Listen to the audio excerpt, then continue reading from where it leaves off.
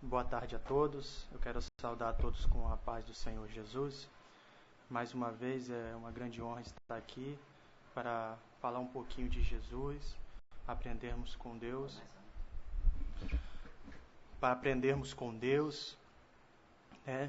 vivenciar mais um sábado na presença do Senhor.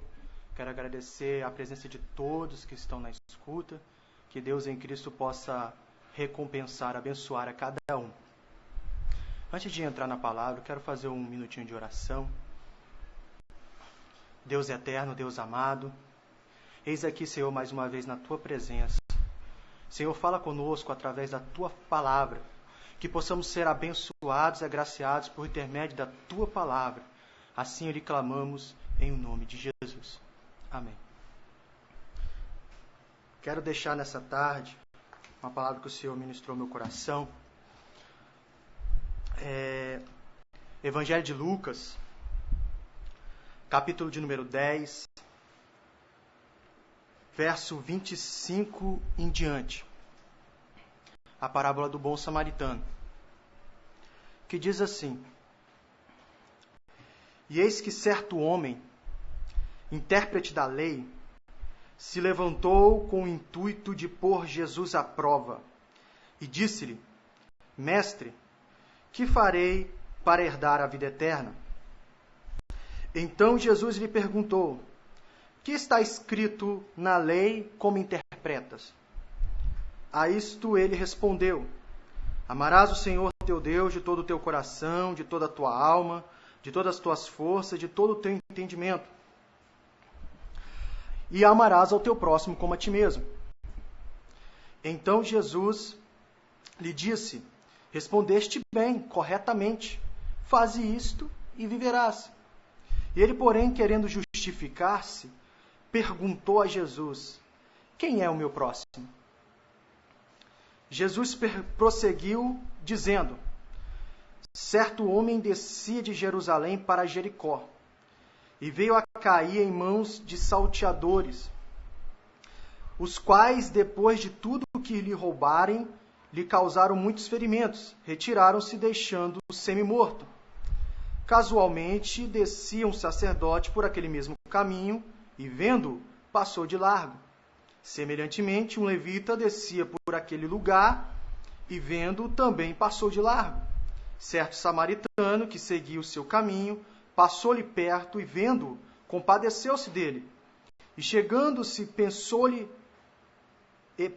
os ferimentos, aplicando-lhe óleo e vinho, e colocando-o sobre o teu próprio animal, levou-o para uma hospedaria e tratou dele. No dia seguinte, tirou 2 denários e entregou ao hospedeiro, dizendo: Cuida deste homem, e se alguma coisa gastares a mais, eu te indenizarei quando voltar. Qual destes 3 te parece ter sido próximo do homem que caiu nas mãos dos salteadores? Respondeu-lhe o intérprete da lei, o que usou de misericórdia para com ele. Então lhe disse: Vai e procede de igual modo. Então eu vejo nesse texto, baseado nesse texto de Lucas, sobre a parábola do bom samaritano,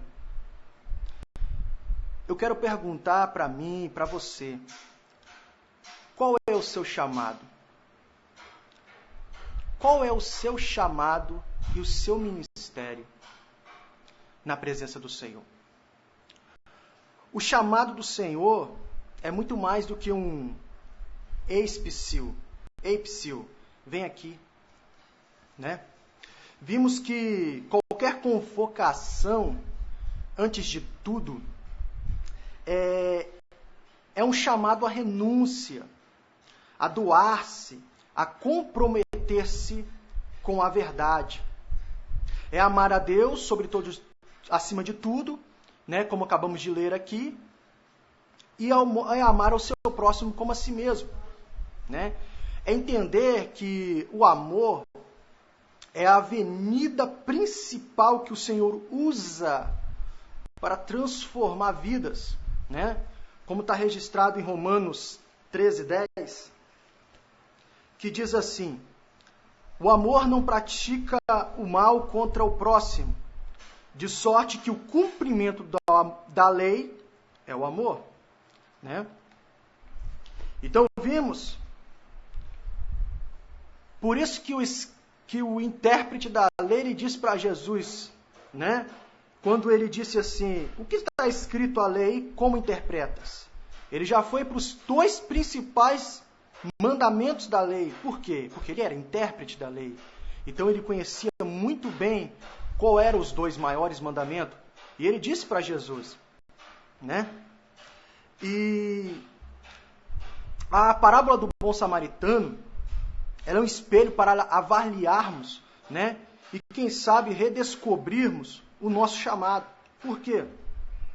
Porque podemos ver, né, que o ensino de Jesus, como sendo uma coleção de atitudes, onde vários personagens, né, agiam de maneiras diferentes diante da mesma situação. Vemos que o homem ferido representou, né, para cada um deles, né, o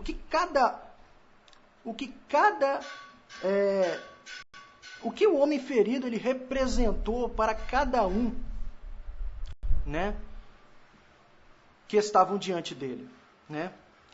Para o intérprete da lei, vimos que o homem ferido era um tema para discussão, né? Vimos bem claro no texto ao qual lemos, né, que o perito da lei e o ferido não havia nenhuma ligação. Primeiro porque o intérprete da lei estava querendo provar Jesus, né? Querendo experimentá-lo. E o ferido fazia parte de uma parábola, de uma demonstração, de uma ilustração de Jesus. Então não tinha nenhum interesse o intérprete, né, da lei com o ferido, né? Só era tema para discussão. Foi tanto que ele perguntou, quem é meu próximo? Né? Mas o interesse do intérprete era ele mesmo, né?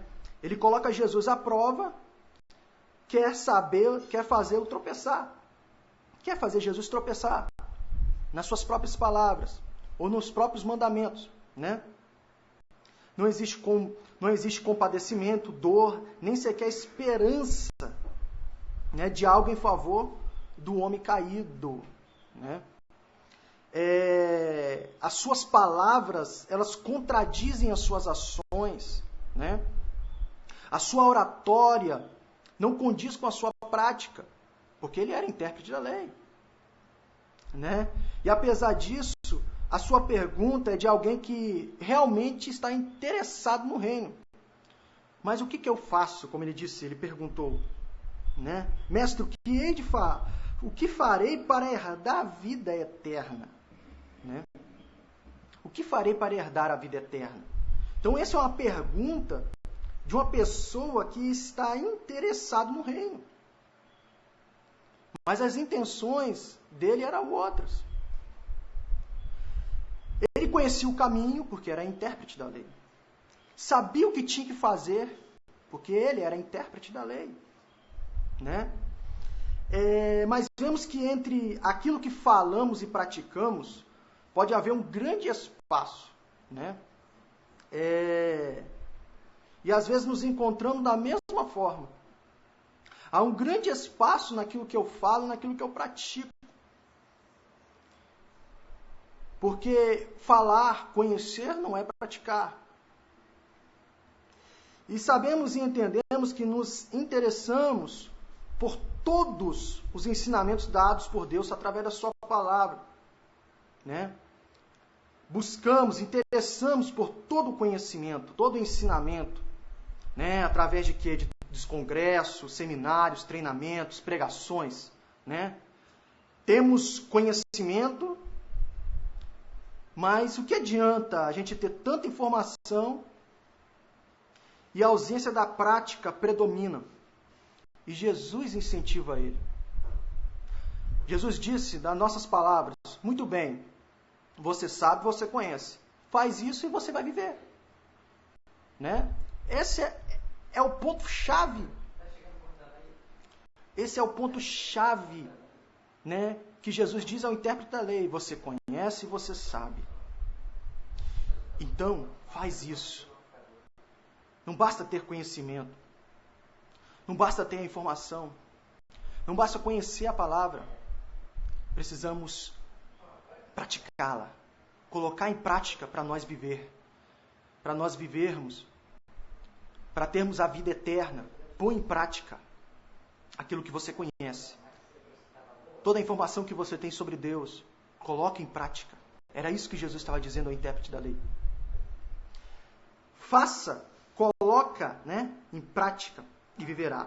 Tiago fala, para não sermos apenas ouvintes da palavra, mas praticantes. Porque aquele que ouve é como o varão que se olha no espelho e logo após não se lembra de como é a sua feição, o seu rosto. E é por isso que ele fala para mim e para você. Sejamos praticantes da palavra. Não somente conhecedores do Evangelho, mas vivenciarmos o Evangelho. Isso é a diferença. Se a obra e o chamado forem vistos apenas na perspectiva do intérprete da lei, seremos apenas temas para discussão. E continuará existindo milhares de feridos, caídos nas estradas da vida, à procura de resposta de alguém que se compadeça a ajudá-las. Não basta eu conhecer a palavra. Eu tenho que praticar ela.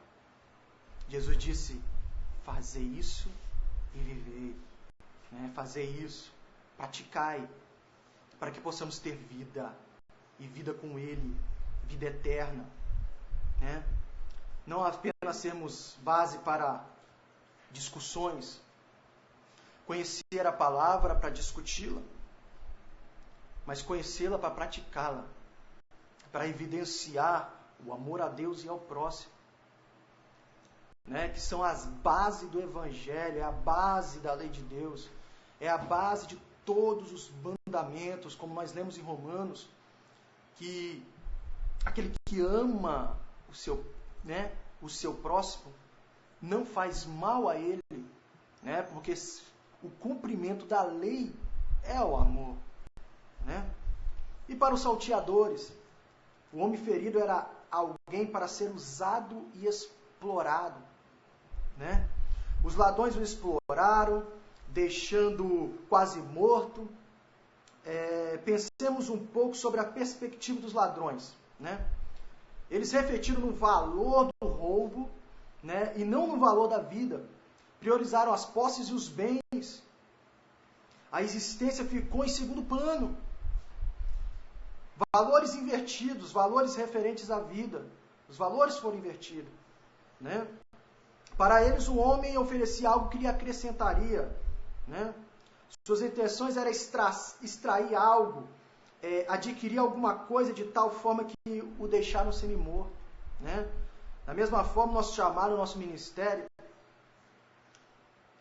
não podem ser uma fonte de extração para ninguém. O nosso chamado, como o nosso ministério, deve ser uma atitude de entrega e não de extração. Onde investimos com a nossa própria vida. Foi o que Jesus disse, que aquele que quiser ganhar a sua vida, perdê-la-á, mas aquele que perdê-la por causa de mim, ganhá-la-á. Então é uma atitude, nosso chamado, nosso ministério é uma atitude de entrega e não de extração. O perder a vida por amor a Jesus é o maior investimento que um verdadeiro discípulo de Cristo pode ter. Perder a vida, perder seria um investimento. Muitas coisas nós temos que perder em nossa vida para poder ganhar outras. Muitas coisas, é por isso que eu disse no começo, a convocação é uma renúncia. A convocação, ela tende a renunciar-se, como Jesus disse, que aquele que quer seguir tem que se negar, tem que renunciar, tomar a cruz e seguir. Então a convocação chamada de Deus exige uma renúncia, exige uma entrega, não é uma extração. E na morte, da nossa própria vontade e direitos, que encontramos sentidos para viver. Somente na nossa morte, né? Que morte é essa? Física? Não. A morte das nossas vontades e dos nossos direitos é que encontramos sentido para viver. E que sentido é esse? Cristo. Só alcançamos a Cristo quando nós renunciamos a nós, renunciamos nossas vontades, quando renunciamos nossos direitos, né? Assim nós alcançamos, né, o privilégio, o sentido da vida que é Cristo. Assim alcançamos as promessas de Deus. Assim alcançamos o favor divino em nossas vidas. Poderíamos dizer que para Deus é perdendo que se ganha. Né? Na presença de Deus, na vontade de Deus, é perdendo que se ganha. Para que uma árvore nasça, é necessário que a semente morra. Né? Porque se a semente não morrer, ela não germina. Se ela não germinar, ela não nasce, ela não cresce, ela não dá frutos. Para que eu possa germinar, crescer, desenvolver, né, e dar frutos para Deus, dar frutos para o próximo, dar frutos para a minha sociedade, dar frutos aos que estão ao meu redor, eu preciso morrer. Morrer para mim mesmo, morrer para as minhas vontades, para os meus direitos, né, para que eu possa crescer e dar frutos. Então, para os salteadores, o homem só foi uma oportunidade de aumentar as suas posses e seus bens. Não vamos extrair a Cristo somente com a oportunidade de aumentar nossas posses e nossos bens. Cristo é muito mais, Ele tem muito mais do que isso para nós. Né? Não vamos ver em Cristo, né, uma pessoa, né, que está aqui, né, que morreu por nós, para nos enriquecer somente materialmente, nos encher de bens e de posses. Mas Ele nos dá muito mais do que isso. Ele quer muito mais do que isso. A vida em abundância é muito mais do que prazeres terrenos. É vida reta, justa com Deus. Viver é muito mais do que ter o fôlego de vida que nós respiramos. Viver é ter uma vida, um relacionamento íntimo com Deus. Porque quem não tem relacionamento com Deus está morto. Né? Quem não tem relacionamento com Deus vive uma morte espiritual, vive distanciado, e morte significa aí separação de Deus, porque Deus é a vida. E para os religiosos, né, o sacerdote, o levita,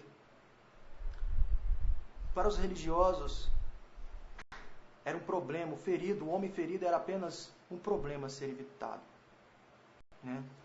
Mesmo no caminho, né? No mesmo caminho vinha o sacerdote, o levita. Né? Eles estavam no templo, cuidando das coisas de Deus. Né? Quando percebem o ferido, passam para o outro lado. Evitam até mesmo proximidade. Cuidavam das coisas de Deus, mas parecia que isso era tudo que os seguiam. Né? Desconsiderando o amor ao próximo. A prática dos religiosos era restrita às 4 paredes do templo. Não podemos nos esquecer que a palavra igreja, né, no próprio grego, é eclésia. E eclésia significa chamados para fora. Logo, ser igreja é ser chamado para fora. Lembremos que Jesus disse que somos sal da terra e luz do mundo. Se o nosso chamado, o nosso ministério não atravessar as paredes do templo, o efeito que causaremos será quase imperceptível. Por quê? Será como acender mais uma lâmpada em Las Vegas. Para quem não conhece Las Vegas é a cidade das luzes, né? Tudo lá é iluminado. Tudo lá tem luz para tudo que é canto. Né? Essa cidade norte-americana. Eu acender uma luz em Las Vegas não faz diferença. Mas eu acender uma luz num deserto ou numa roça faz toda a diferença, porque é um local pouco iluminado. Las Vegas é uma cidade totalmente iluminada. Então eu acender uma luz em Las Vegas não vai fazer diferença nenhuma, porque o local é iluminado. iluminado. É muito trabalhado com luzes, né? Ou então jogar uma colher de sal no mar. Eu vou fazer diferença se eu jogar uma colher de sal no mar? Não vou fazer, porque o mar é cheio de sal. Não vai ter diferença nenhuma, não vai fazer diferença nenhuma. Se o meu ministério ou o meu chamado ficar restrito a 4 paredes. Era isso que Jesus quer dizer aos religiosos, né? Não basta apenas ser cristão, não basta ter apenas um título ou um cargo na igreja, né? Ser igreja é muito mais, né? De estar na igreja, ou ir para a igreja, ou cultuar a Deus na igreja. Ser cristão, ser igreja, é ser chamado para fora, né? Então não adianta eu acender uma luz em Las Vegas, não adianta eu jogar mais uma colher de sal, não vai fazer diferença nenhuma, né? Você poderia notar a diferença que há? Mais uma luz em Las Vegas ou mais uma colher de sal no mar? Você jogar? Não vai fazer diferença, né? Que resultado nós podemos esperar se eu acender uma luz em Las Vegas ou jogar uma colher de sal no mar? Não vou trazer resultado nenhum. Assim, quais seriam, né, as atitudes de sermos semelhantes ao médico, né? Que fala que coloca uma plaquinha no seu consultório e fala assim: eu não atendo doentes. Vai adiantar alguma coisa? Eu ser formado na medicina, ter o meu CRM, ser médico e falar assim: eu não atendo doentes? Faria algum sentido? Não faria sentido nenhum. Ou um dentista: eu não atendo pessoas com cárie. Faria algum sentido eu ser dentista? Não teria sentido nenhum o título de dentista, o título de médico. Assim é ser igreja. Não faz sentido eu ter o meu ministério, né, o meu chamado preso dentro de 4 paredes, dentro da igreja. Eu só faço a obra dentro da igreja, né? Eu só sou crente dentro da igreja. Não faz sentido, não faz diferença nenhuma, né? Imagine um veterinário falar assim: eu não trabalho com animais.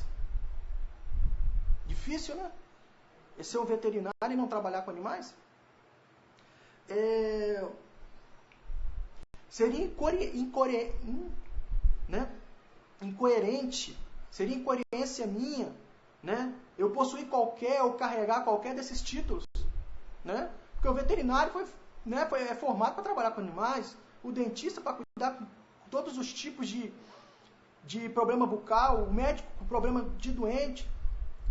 E que valeria eu carregar o título de médico, ou de dentista, ou de veterinário? Que coerência faria se eu não exercesse? Né? Assim é ser igreja, assim é ser cristão. Que coerência faz eu ser cristão se eu não tomo atitude de cristão, se eu não faço o que um cristão deve fazer? O que adianta, que coerência teria, né? Eu dizer eu ser igreja, eu ser crente, eu ser servo de Deus, eu ser cristão, e se não faço aquilo que cabe ao cristão fazer, a evidenciar? Então, se somos igreja do Senhor, somos chamados para fora para levar a verdadeira mensagem do Evangelho. Precisamos levar a verdadeira mensagem. Precisamos ser a mensagem de Deus, né? Precisamos ser uma carta aberta, né? Escrita com os dedos de Deus em tábuas de carne.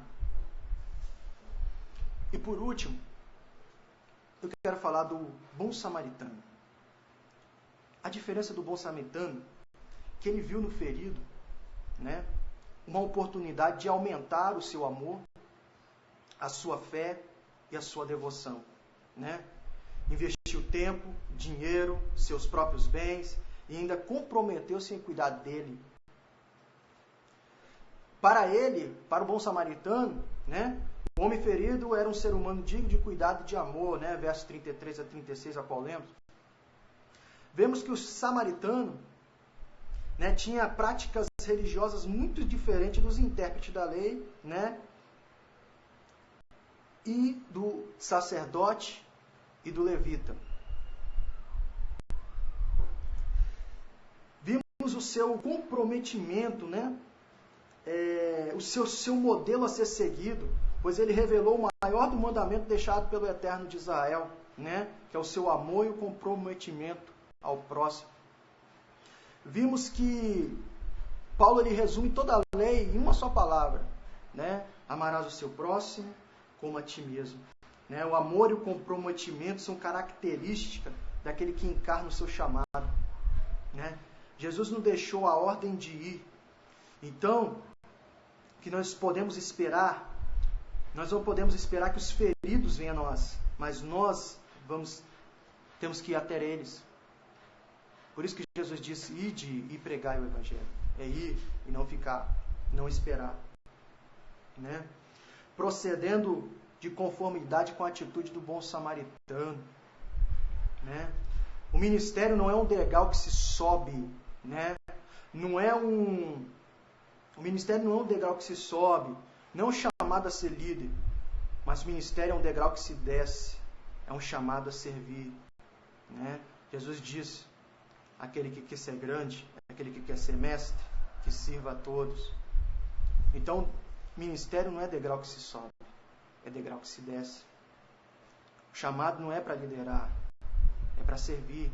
E Jesus disse, se vós quer ser líder, servir a todos. Né? Isso é o mínimo que nós podemos fazer para Deus.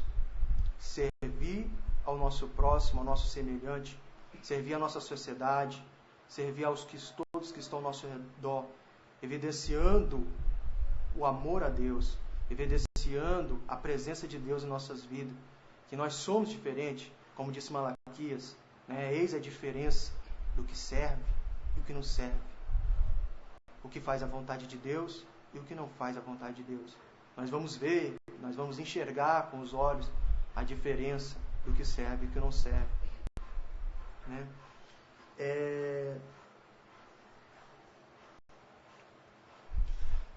Pois melhores coisas do que esta, né, o Senhor tem para nos oferecer. E Ele nos ofereceu sem cobrar nenhum centavo por isso. Né? Foi totalmente de graça. Ele obteve a salvação para todos, né? Gratuitamente, para compartilharmos um com os outros, nos dá um filho, um amigo, um bom pastor, né? Uma boa saúde, um sol para nos aquecer, uma lua para nos iluminar, nos guiar, né? Água potável, estações do ano, né? Inúmeras outras coisas, né? A gente vê o resplandecer da glória de Deus nessa natureza, nesse mundo criado. Tudo isso nos deu sem olhar cor, raça, condição financeira, né, etc. E que possamos, como discípulos de Jesus, né, termos a palavra de Deus em nossos corações, e em nossas mentes, em nossa boca, atada entre os nossos olhos, né, como diz as Escrituras, em nossas mãos. Né? Assim demonstraremos nosso amor a Deus, conhecendo e praticando, né, a sua palavra, né, em obediência aos seus mandamentos, amando sobre todas as coisas e ao nosso próximo como a nós mesmos, como reflete essa parábola do bom samaritano, né, que se resume toda a Bíblia. Que Deus em Cristo possa estar abençoando a cada um nesse final de tarde, que possamos refletir nessa parábola, que possamos compreender melhor, né, a vontade de Deus para as nossas vidas. Desde já eu quero agradecer nessa oportunidade, que Deus possa estar abençoando a cada um. Né? Eu quero fazer um minutinho de oração, agradecendo essa oportunidade que Deus em Cristo me concedeu, que possa meditar nessa palavra. Deus amado, Deus querido, obrigado, ó Pai, por este momento, ó Pai, que o Senhor nos concede de refletir na Tua palavra. Que a cada dia o Senhor possa nos ajudar, ó Pai, a amar ao Senhor sobre todas as coisas e ao nosso próximo como a nós mesmos. Ó Deus, para que possamos refletir a Tua presença e a Tua glória em nossas vidas. Que os outros possam ver em nós a Tua presença, a Tua pessoa, para louvor da Tua glória. Assim eu lhe clamo em nome de Jesus. Amém.